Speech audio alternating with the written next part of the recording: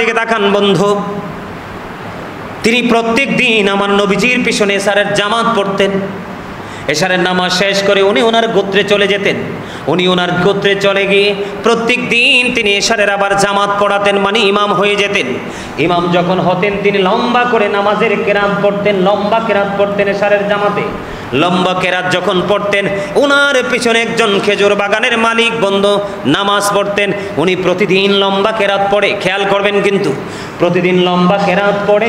লম্বা কেরাত পড়ার কারণে একদিন ওই ব্যক্তি খেজুর বাগানের মালিক তিনি ইমাম সাহেবের পিছনে নামাজ পড়লেন না। তিনি ইমাম সাহেবের পিছনে নামাজ পড়া বাদ দিয়ে নিজে একা একা নামাজ পড়ে বন্ধু তিনি খেজুর বাগানে পানি দিতে চলে গেলেন। এই খবরটা আপনার আমার প্রাণের নবীজির কাছে চলে গেল। নবীজির কাছে চলে যাওয়ার পরে আমার নবীজি বন্ধু খেজুর বাগানের মালিককে ডাকেনি। আমার নবীজি খেজুর বাগানের মালিককে কোনো ফোর্স করেনি যে তুমি কেন রে নামাজ ছেড়ে দিয়ে তুমি কোথায় চলে গেলা, জামাত ছেড়ে দিয়ে তুমি খেজুর বাগানে পানি দিতে চলে গেলা। আমার নবী বরংস ইমাম সাহেবকে ডেকে তোমাকে বলে দিয়েছেন যখন তুমি লম্বা কোনো জামাত পড়াবে, অসংখ্য মুসল্লির ইমাম যখন তুমি হয়ে যাবে তখন তুমি লম্বা কেরাত দিয়ে নামাজ পড়িও না, ছোট ছোট কেরাত দিয়ে তুমি নামাজ পড়িও, কারণ শুধু তুমি নামাজ নাই। এখন আপনি যদি বলেন নবী মারা গেছে, নাও, নবীজির জন্য জমিনকে হারাম করে দিয়েছে।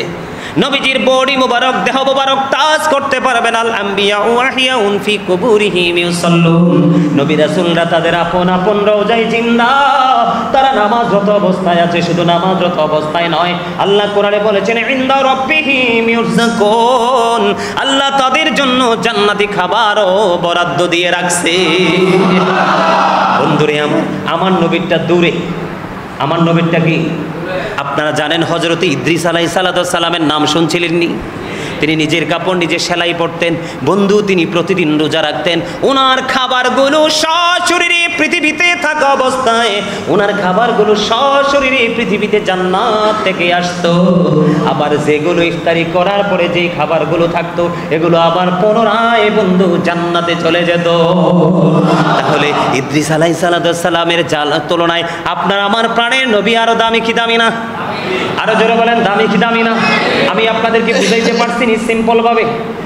বুঝেন নাই? তাহলে কোরআন তেলাওয়াত আছে, মিলাদ আছে, জিকির আছে, দাঁড়িয়ে নবীকে সালাতু সালাম দেওয়া আছে, এটাকে কোনোভাবে বেদাত বলার সুযোগ আছে? আমরা কি মানব? আমরা কি থেমে যাব?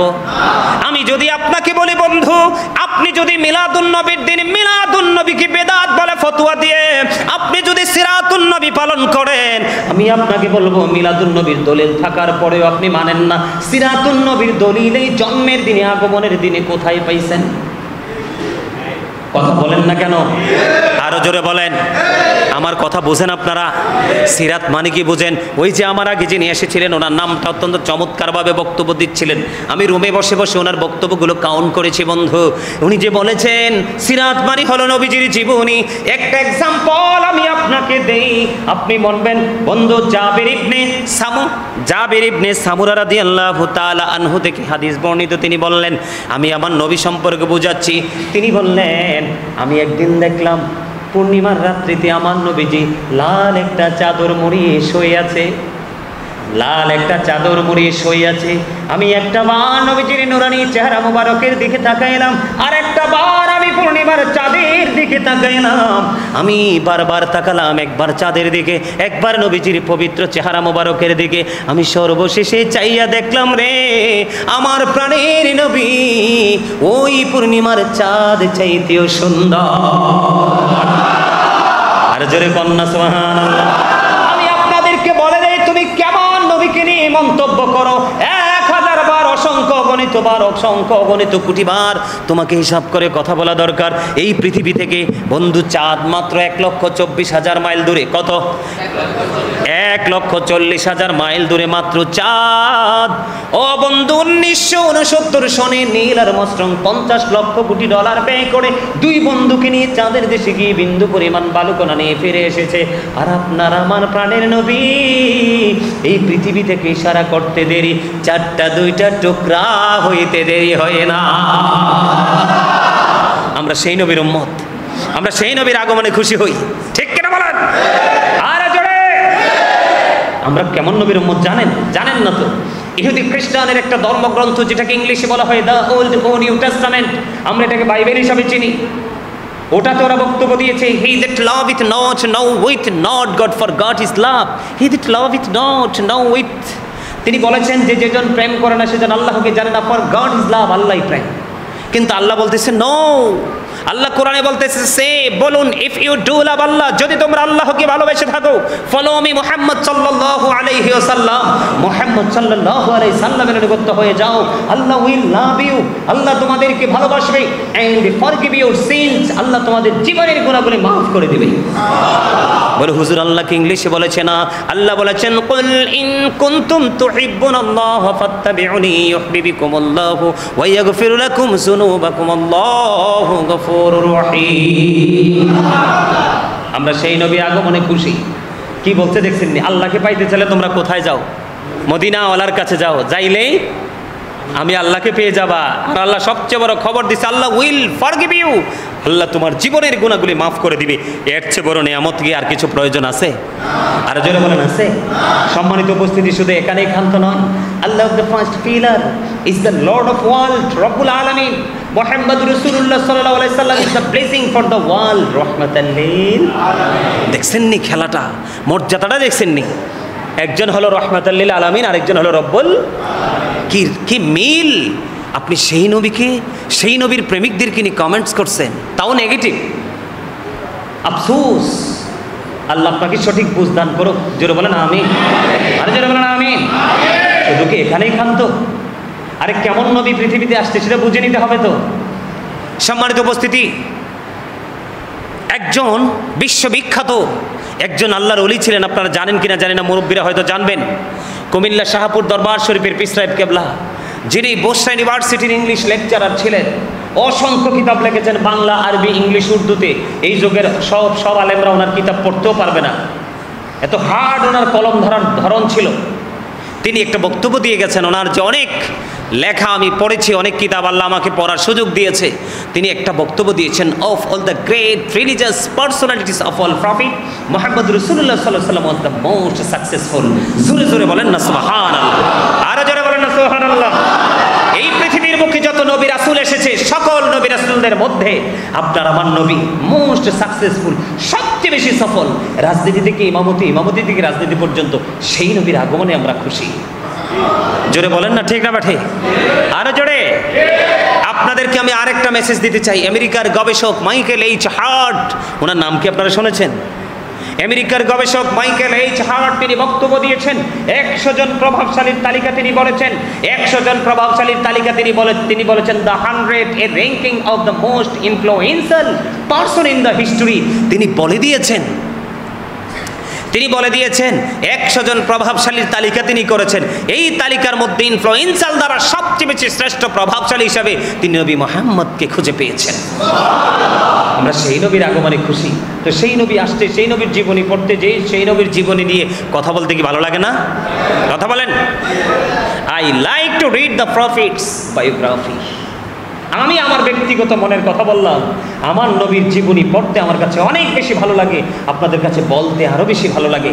জোরে জোরে কন না আমিন। আরো জোরে বলেন আমিন।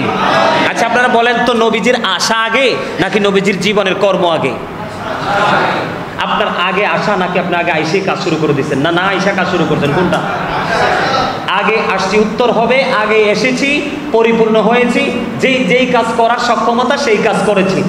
না আসে তো কাজের কোনো প্রশ্নই আসে না। তাহলে নবীজি আসছে, নবীজির আসছে যেদিন, এটাই তো মিলাদ। মিলাদ মানেই তো জন্ম বৃত্তান্ত। তো নবীজির মিলাদের দিনে নবীজির জন্ম, নবীজির আগমন, নবীজির বিলাদত নিয়ে কথা না বলে সিরাত নিয়ে কথা বলা কি যৌক্তিক? এটাকে নবীকে অপমান করা হয় না? নবীর ইজ্জতে কি আঘাত করা হয় না? আরে আপনি আসছে, নবী আসাটাকে অস্বীকার করে আপনি তার কর্মদিবস পালন করছেন। আপনারা বুঝবেন আমার কথা। সিরাত মানে কি জানেন? নবীর আদর্শ, নবীর দেখানো পথ, সঠিক পথ, নবীর জীবনী যা করেছেন। যেমন আমি আপনাদেরকে বলি, বন্ধুরে আমার, সাদ বিন মুআজ রাদিয়াল্লাহু তাআলা আনহু তিনি কি করতেন? প্রত্যেক দিন আমি সিরাত বোঝাচ্ছি আপনাদেরকে, আমার দিকে তাকান। সিরাত কাকে বলে? একবারে আমার দিকে তাকান বন্ধু। তিনি প্রত্যেক দিন আমার নবীজির পিছনে সারের জামাত পড়তেন। এশারের নামাজ শেষ করে উনি ওনার গোত্রে চলে যেতেন। উনি ওনার গোত্রে চলে গিয়ে প্রত্যেক দিন তিনি এশারের আবার জামাত পড়াতেন, মানে ইমাম হয়ে যেতেন। ইমাম যখন হতেন তিনি লম্বা করে নামাজের কেরাত পড়তেন, লম্বা কেরাত পড়তেন এশারের জামাতে। লম্বা কেরাত যখন পড়তেন ওনার পিছনে একজন খেজুর বাগানের মালিক বন্ধু নামাজ পড়তেন। উনি প্রতিদিন লম্বা কেরাত পড়ে, খেয়াল করবেন কিন্তু প্রতিদিন লম্বা কেরাত পড়ে। লম্বা কেরাত পড়ার কারণে একদিন ওই ব্যক্তি খেজুর বাগানের মালিক তিনি ইমাম সাহেবের পিছনে নামাজ পড়লেন না। তিনি ইমাম সাহেবের পিছনে নামাজ পড়া বাদ দিয়ে নিজে একা একা নামাজ পড়ে বন্ধু তিনি খেজুর বাগানে পানি দিতে চলে গেলেন। এই খবরটা আপনার আমার প্রাণের নবীজির কাছে চলে গেল। নবীজির কাছে চলে যাওয়ার পরে আমার নবীজি বন্ধু খেজুর বাগানের মালিককে ডাকেনি। আমার নবীজি খেজুর বাগানের মালিককে কোনো ফোর্স করেনি যে তুমি কেন রে নামাজ ছেড়ে দিয়ে তুমি কোথায় চলে গেলা, জামাত ছেড়ে দিয়ে তুমি খেজুর বাগানে পানি দিতে চলে গেলা। আমার নবী বরংস ইমাম সাহেবকে ডেকে তোমাকে বলে দিয়েছেন যখন তুমি লম্বা কোনো জামাত পড়াবে, অসংখ্য মুসল্লির ইমাম যখন তুমি হয়ে যাবে তখন তুমি লম্বা কেরাত দিয়ে নামাজ পড়িও না, ছোট ছোট কেরাত দিয়ে তুমি নামাজ পড়িও। কারণ শুধু তুমি নামাজ অর্থ আসবে, চাহিদা মিটবে, তাহলে তুমি লম্বা করে নামাজ পড়ো না, ছোট ছোট আয়াত দিয়ে নামাজ পড়ো। এদিকে একটা শিক্ষা দিলেন বড় জামাতের ক্ষেত্রে কি করতে হবে এবং সেই ক্ষেত্রে বাস্তবতাকে কিভাবে কি করতে হবে আপনার তুলে ধরতে হবে। এটার নাম হলো সিরাত। নবীজি যে পথটা দেখিয়েছেন এটার নামই হলো, কথা কি বুঝতে পেরেছেন? আমার কথা কি আপনারা বুঝেন? বন্ধু আমি যারা মিলাদুন নবী মানে না তারা কিন্তু মাঝে মাঝে আবার মসজিদেও ঘুমায়। কথা কয় না, ঘুমায় না মসজিদে? মসজিদে তো রোজা রাখা এতে কাফ করা অবস্থায় মসজিদে ঘুমানো যাবে, আর না হয় কোনো অজুহাতে ঘুমানোর সুযোগ নাই। আছে মসজিদে যে ঘুমায় এটার তো কোনো বৈধতা নাই। কথা বুঝছেন? আমি আপনাদেরকে কেন বলছি, নবীজি যে সঠিক শিক্ষা দিয়ে গেছে শিক্ষাটা বোঝানোর জন্য বলছি। মসজিদে কি ঘুমায় না? তো যারা মসজিদে ঘুমায় তার বউ নাই, বাড়িতে সন্তান নাই, পাড়াপড়শি নাই, অসুস্থ আছে না মা বাবা, তো কেউ না কেউ তো আছে। তো তুমি যে 3 মাসের জন্য রাস্তায় বের হয়ে গেলা, এখন তাদের হক আদায় করবে কে? বিশেষ করে অন্য হক আদায় তুমি করো বা না করো, বিবির হক আদায় করবে কে? বিবি কি বিয়ের পরে স্বামীর কাছে আসে শুধু টাকার জন্য, খাওয়ার জন্য, লিপস্টিকের জন্য? আরেকটা আছে না গোপন, যেটা স্বামী স্ত্রীর জীবনে সবচেয়ে বেশি কাজ করে দুজনের মাঝে, এটা আল্লাহ প্রদত্ত এক নিয়ামত। বাবা আদম যখন জান্নাতে চোখ মিললে মা হাওয়ারে দেখছে, মা এটা কি? কথা কর না কেন? আরে জোরে কর না। বলতেছি ইউর ভেরি নাইস। আদম চায়, মা হাও চায় প্রেমের নজরে। আল্লাহ জিব্রাইলে ডাক দিয়া কয় জিব্রাইল লক্ষণ তো ভালো না, বিয়া পড়াই দিতে হবে। সুবহানাল্লাহ বলেন না কেন? ও বন্ধু আল্লাহ অর্ডার করলেন, জিব্রাইল বিয়ের ব্যবস্থা করে দিল। এই জায়গায় আসার কারণ হলো বন্ধু পৃথিবীর বুকে শুধু তোমাদের জ্ঞানের অভাবের কারণে, শিক্ষা সঠিক কিতাব সঠিক শিক্ষা অর্জন না করার কারণে তোমরা এই ভুল বুদ্ধি সাধারণ মানুষগুলোকে বিভ্রান্ত করে দিচ্ছ।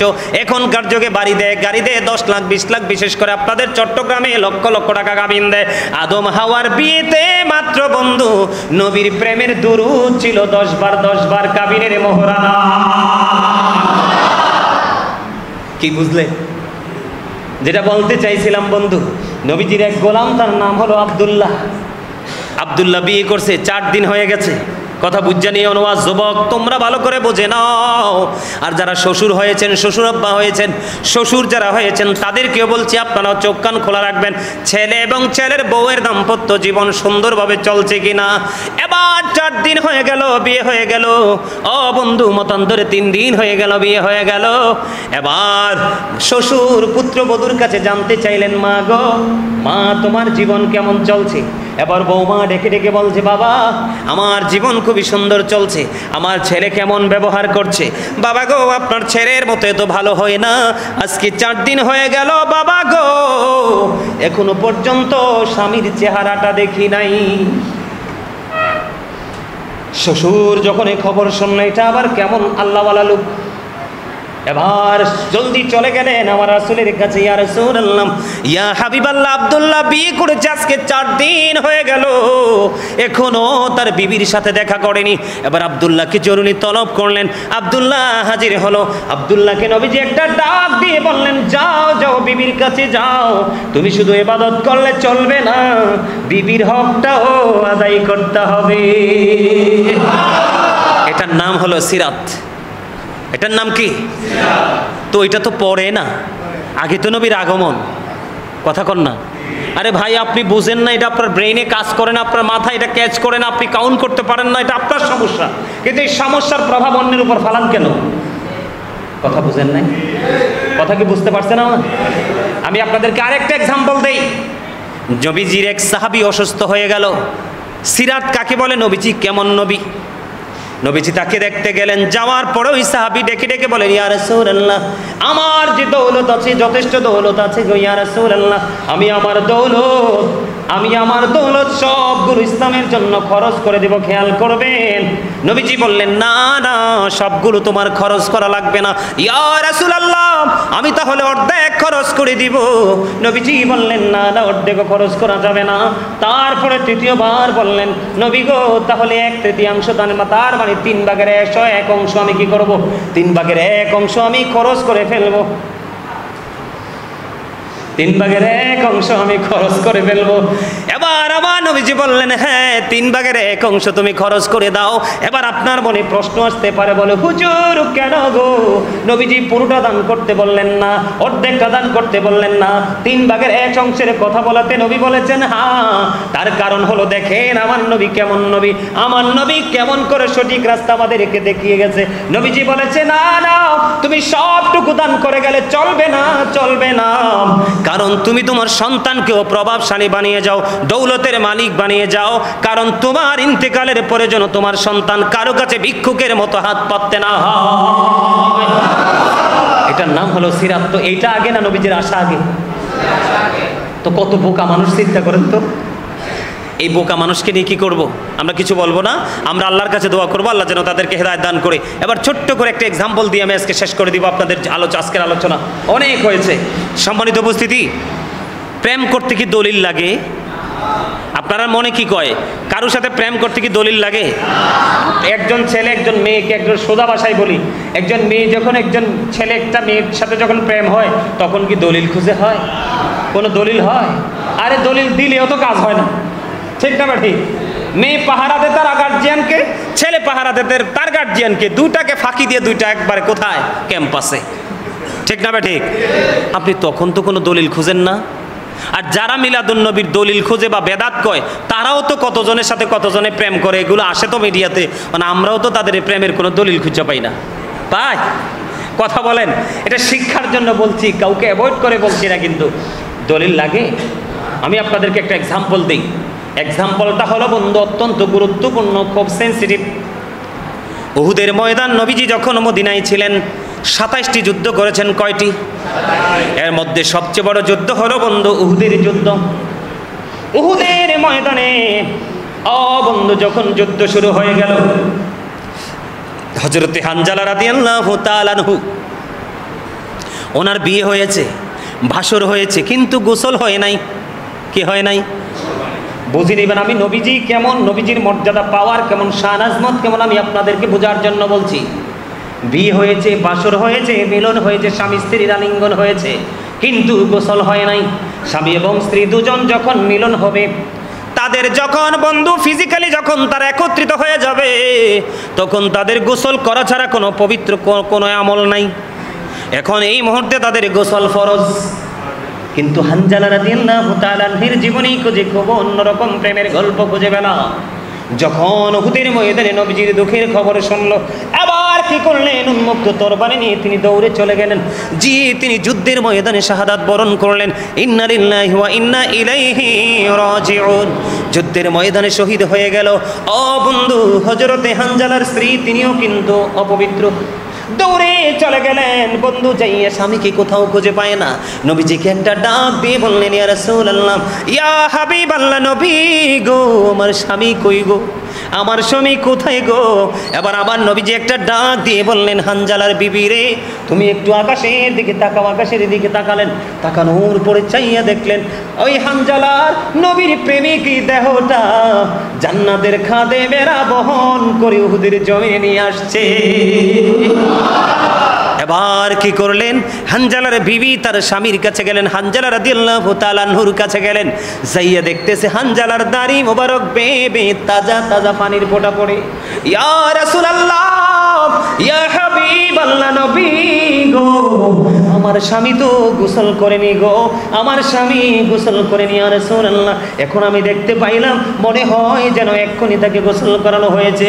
ইয়া রাসূলুল্লাহ, আমি দেখতে পাইলাম তাজা তাজা পানির ফোঁটা পড়ছে গো, এটা কেমন করে সম্ভব? এবার আমার নবীজি একটা ডাক দিয়ে বললেন, রে হানজালার স্ত্রী রে, তোমার স্বামী তোমার মদিনার কামলেওয়ালার প্রেমে পড়েছে। আল্লাহর প্রিয় হাবিবুল্লাহর প্রেমে পড়ে শহীদ হয়ে গেছে। আল্লাহ রাব্বুল আলামিন তার দেহটা পবিত্র নাকি অপবিত্র তাকায়নি। আল্লাহ রাব্বুল আলামিন জান্নাতি খাদেম দিয়ে আর সের নিচের পানি দিয়ে গোসল করিয়ে পাঠিয়েছে। বিষয়টাকে একটু খেয়াল করছেন আপনারা? কত গভীর নিয়ামত। বন্ধু, এই পৃথিবীতে সকল প্রাণীর রক্ত খাওয়া আমাদের জন্য হারাম, গোস্ত হালাল হলেও ব্লাড কিন্তু হারাম। প্রেম, আমি আপনাদেরকে প্রেমের কথা বলছি বন্ধু। নবীজির যখন উহুদের ময়দানে দান মোবারক শহীদ হয়ে গেল, জানেন তো সবাই, নবীজির পবিত্র মুখ মোবারক দিল মোবারক বন্ধু বের হতে লাগলো। এই দৃশ্য দেখে মালিক বিন সিনান সহ্য করতে পারলো না। মালিক বিন সিনান নবীজির রক্ত মোবারক বক্ষণ করতে শুরু করলো। নবীজি বলল, না না, এই রক্তগুলো বক্ষণ করো না, জমিনে ফালায়া দাও। মালিক বিন সিনান একটা ডাক দিয়ে বললেন, ইয়া রাসূলুল্লাহ, আমি আল্লাহর ইজ্জতের কসম করে বলছি গো, আমি আপনার একটা ফোঁটা রক্ত উহুদের জমিনে পড়তে দিব না ইয়া রাসূলুল্লাহ। এই কথা বলে নবীজির সবটুকু রক্ত মোবারক বক্ষণ করে ফেললো। নবীজির রক্ত মোবারক বক্ষণ করা যখন বন্ধ শেষ হয়ে গেল, আমার নবী গোটা পৃথিবীকে জানিয়ে গেল, দুনিয়ায় যদি তোমরা কোনো জান্নাতি মানুষ দেখতে যাও, তাহলে এই মালিক বিন সিনানকে দেখে না। কি মনে করেছেন? দাসী উম্মে আয়মনের নাম শুনছেননি? নবীজির বস্ত্রাব মোবারক খেয়ে ফেললো। সে বলতেছে পৃথিবীর শ্রেষ্ঠ নিয়ামত খেয়েছে।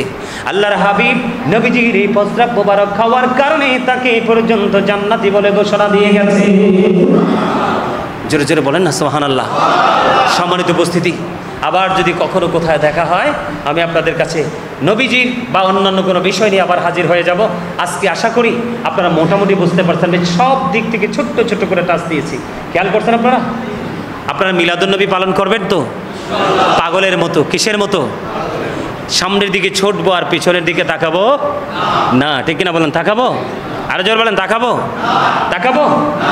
আল্লাহ যেন আমাদের সবাইকে মদিনাওয়ালার সাথে প্রেম করে মিলাদ এবং সিরাত দুটোকে একত্রিত করে আমরা যেন আমাদের বাস্তব জীবনকে বাস্তবায়ন করতে পারি। আল্লাহ যেন আমাদেরকে সে তৌফিক দান করে। সকলে বলুন আমিন।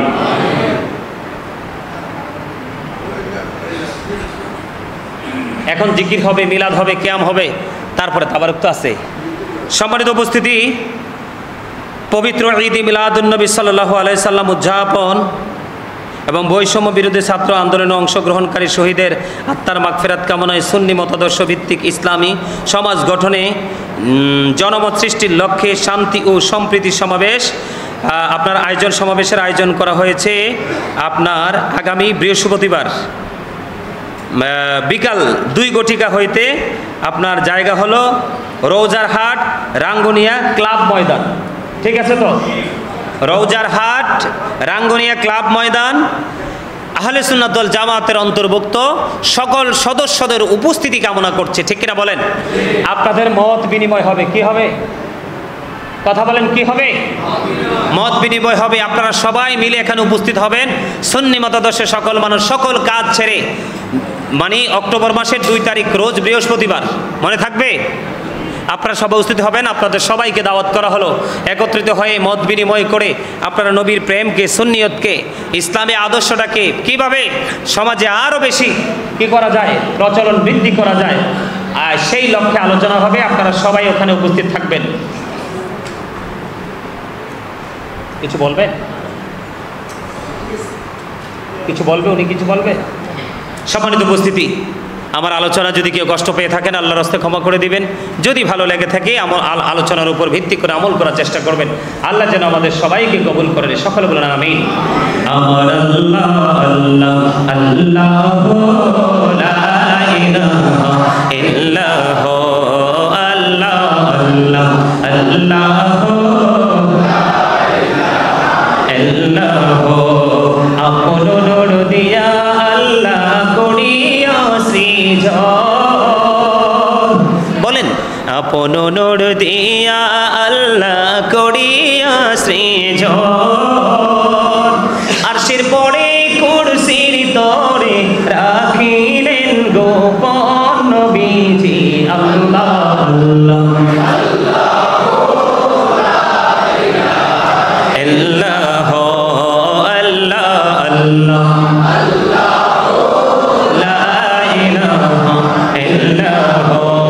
মনটাই আমার চাই যে শুধু যেতে মদিনায়।